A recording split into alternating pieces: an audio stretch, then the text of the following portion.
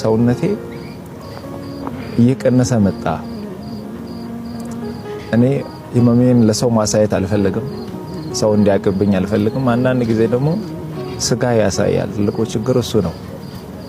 ጃኬት ብትደረብም ይታያል፣ ውስጥ ያሳያልና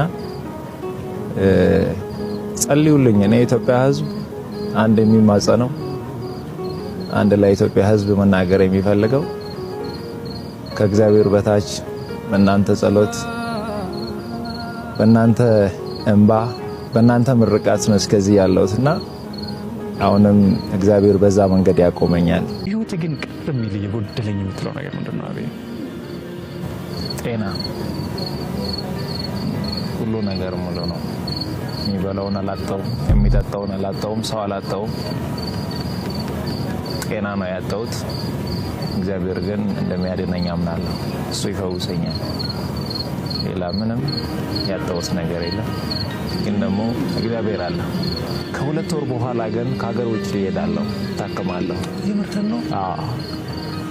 አንዳንድ ነገሮችን ከመውጣቴ በፊት ማስተካከል የሚፈልጋቸው ነገሮች አሉ። እኔ ሲሄድ የሚበላሹ ነገሮች አሉ። እኔ እስከሚመለስ ድረስ እኔ የጀመርኩት ራዕይ መንቀሳቀስ አለበት፣ ቆሞ መጠበቅ የለበትም። የያዝኩት የኢትዮጵያን ሕዝብ አደራ ነው፣ የእናቶችን አደራ ነው፣ የአባቶችን አደራ ነው። እኔ አንድ ሰው ብቻዬን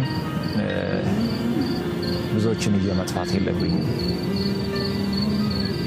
እኔ ራሴን እየጎዳው እዛ ቦታ ላይ እኔ ራሴ ወድቄ ሌሎችን ማቆም አለብኝና በተለይም የጀመርኩትን ይህንን ተቋም በዚህ 2 ወር ውስጥ መስመር ውስጥ ማስገባት አለብኝ ብዬ አስባለሁ።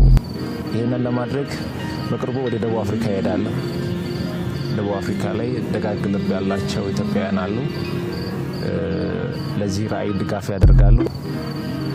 መሰረቱን መጣል እፈልጋለሁ። ከኔ ጤና የሚያስቀድመው የዚህን ተቋም መሰረት ማስቀደም ነው።